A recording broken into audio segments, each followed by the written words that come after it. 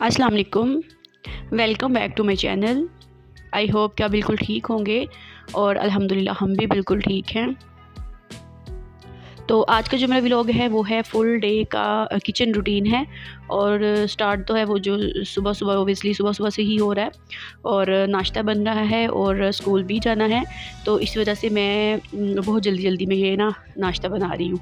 और आज जो है ना वो नाश्ते में मैंने सैंडविचेस बनाए थे। और सैंडविचेस हों, पराठे हों, ऑमलेट तो मस्ट होता है। ऑमलेट के बगैर तो मेरा नाश्ता कंप्लीट ही नहीं होता। तो यहाँ पर मैं ऑमलेट बना रही हूँ। 3 एग्स का ऑमलेट मैंने बनाया है क्योंकि मैंने 3 सैंडविचेस बनाने हैं, अपना, हस्बैंड का और बेटे का। तो जब तक ऑमलेट बन रहा है स्लो आंच पे मैं इसको पकाती हूँ।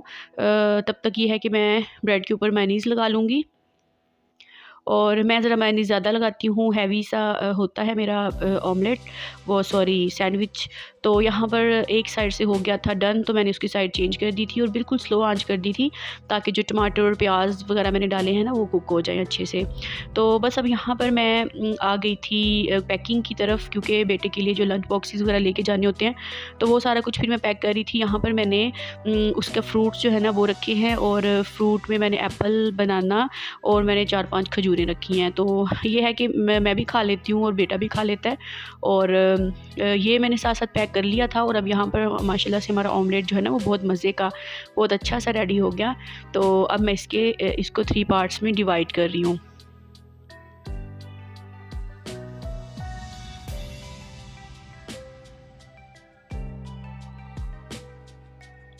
तो बस मैंने इसको रख दिया है ब्रेड के ऊपर। मैंने ब्रेड के ऊपर मेयोनीज़ लगाई हुई थी और उसके बाद केचप लगाई है और उसके बाद फिर मैंने इसको सेक लिया है। दोनों तरफ से थोड़ा थोड़ा सा ब्राउन किया है और बेटे का मैंने पैक कर लिया था। और ये जो है ना ये मेरा और मेरे हस्बैंड का है। चाय भी साथ ही बन गई हुई थी। तो बस हम जल्दी से नाश्ता करेंगे। यहाँ पर मैंने सारा कुछ पैक करके रखा हुआ है, फीडर भी है और हमारा नाश्ता वगैरह भी है। तो बस यहाँ पर ये जो क्लिप है ये बाद में जब हम स्कूल से आ गए थे उसके बाद का है, क्योंकि आज की रूटीन काफ़ी ज़्यादा टफ़ थी, थोड़ी सी हेक्टिक थी। तो मैंने कहा चले पहले सबसे चाय पी लेते हैं। तो आते ही मैंने सबसे पहले चाय जो है ना वो बनाना स्टार्ट की थी। सुबह की चाय मैंने आपको नहीं दिखाई थी क्योंकि वो मैंने सबसे पहले बना के ना कप्स में डाल ली थी ताकि ज़रा थोड़ी सी ठंडी सी हो जाए। तो अब यहाँ पर ये जो चाय है ना ये है दोपहर की। दोपहर और शाम इकट्ठा ही हो जाता है। तो ये जो है ना चाय मैं बना रही थी। और इसके बाद ये है कि हमने चाय वगैरह पी ली थी ताकि ये कि सर में दर्द ना हो।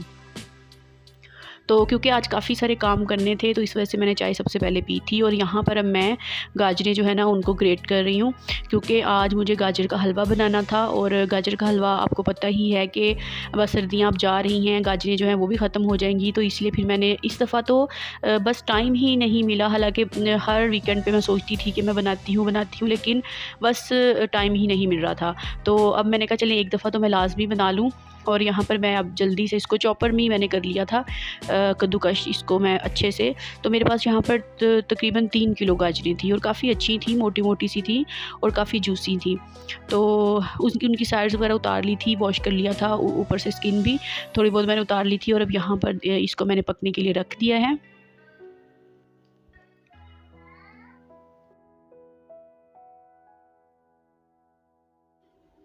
तो बस जब तक ये मीडियम से आंच पे पकना स्टार्ट हो रही हैं तो तब तक मैं बाकी ये काम कर लूँगी। और यहाँ पर बस जो चॉपर मैंने यूज़ किया था इसको मैं अभी लगते हाथ ही वॉश कर दूँगी।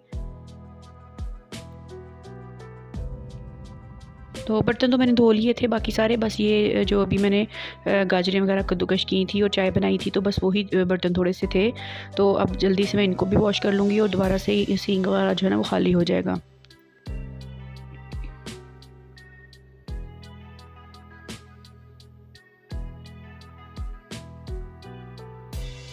तो गाजर के हलवे में मैं फ़ौरन ही दूध नहीं ऐड करती।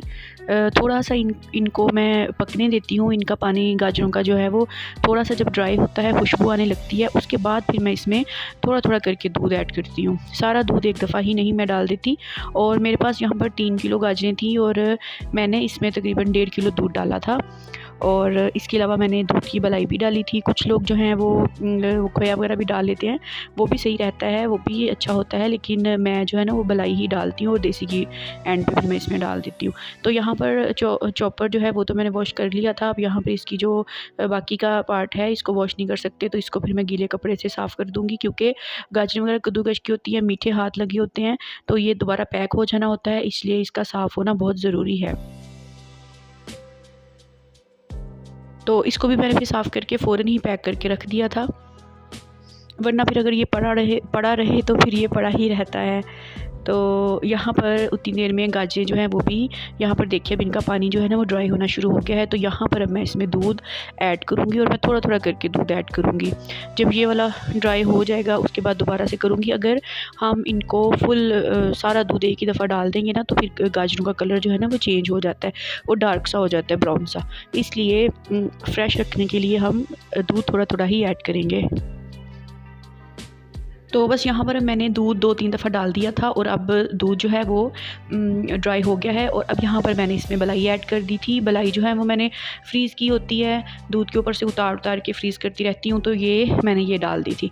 तो बस एक साइड पे जो है ना वो गाजर का हलवा बन रहा है, दूसरी साइड पे मैं यहाँ पर सालन बनाने की तैयारी कर रही थी। और आज सालन में मैं साग जो है ना उसको तड़का लगा रही थी। साग मैंने 1-2 दिन पहले बनाया था, लेकिन तड़का उसको मैंने नहीं लगाया था, तो ऐसे मैंने बना के रख दिया था। तो आज मैंने कहा कि चलें, क्योंकि गाजर का हलवा बना रही हूँ तो सालन कोई और तो नहीं बनाऊँगी, फिर इसी को मैं तड़का लगा लेती हूँ। तो यहाँ पर मैंने प्याज़ों को थोड़ा सा ऑयल में फ्राई किया, अदरक लहसुन डाला और सब्ज़ मिर्चें थोड़ी सी डाली और उसके बाद फिर मैंने उसमें साग डाल दिया था। और अब यहाँ पर भुनाई पे आ चुका है हमारा गाजर का हलवा, तो मैंने इसमें थोड़ा सा देसी घी ऐड किया है। इसमें बहुत ज़्यादा घी नहीं जाता, क्योंकि जो मैंने मलाई डाली है वो भी पक के उसमें से भी घी निकल आता है। और यहाँ पर हलवे की पहचान तैयार होने की ये होती है कि एंड पे ना चम्मच के ऊपर सिर्फ ऑयल रह जाता है। अगर तो ऑयल के अंदर थोड़े थोड़े ड्रॉप्स हों पानी के, दूध के, तो इसका मतलब है कि अभी इसके अंदर मॉइस्चर बाकी है। और जब ये बिल्कुल ड्रॉप्स जो हैं वो ऑयल वाले हो जाएं तो इसका मतलब है कि जो हलवा हमारा रेडी हो गया। और वैसे भी वो फिर ना साइड छोड़ना शुरू कर देता है बर्तन की।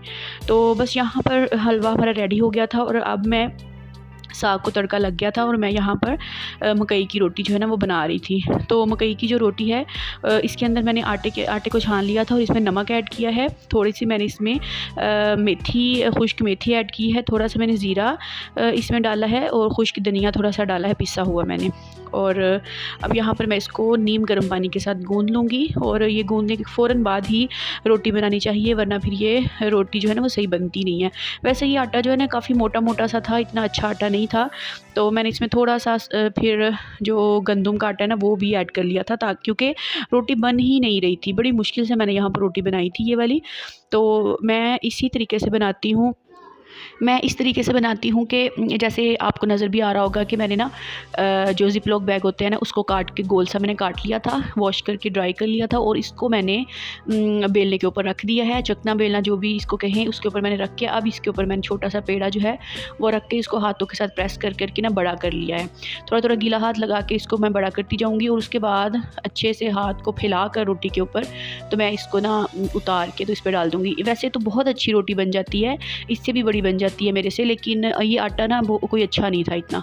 तो जैसे ही एक साइड से रोटी पक्की है तो मैं फिर इसकी साइड चेंज कर दूँगी और उसके बाद फिर मैं इसको ऑयल लगा दूँगी। घी भी लगा सकते हैं, ऑयल भी लगा सकते हैं, वो आपके ऊपर डिपेंड करता है। तो ये बहुत ही मज़े की क्रिस्पी सी रोटी जो है ना वो बन के तैयार हो जाती है। तो बस यहाँ पर मैं मकई की रोटियाँ बना रही थी, तो मेरी मदर इन लॉ भी आ गई थी, शामिर की दादू आ गई थी, तो उनको भी फिर मैंने बना के दी थी। वो खुश भी हो गई थी, क्योंकि वो मकई की रोटी नहीं बनाती साग के साथ ना, वो चावल की रोटी बनाती हैं। तो मकई की रोटी फिर मैं ही उनको बना के देती हूँ जब भी उन्होंने खानी होती है।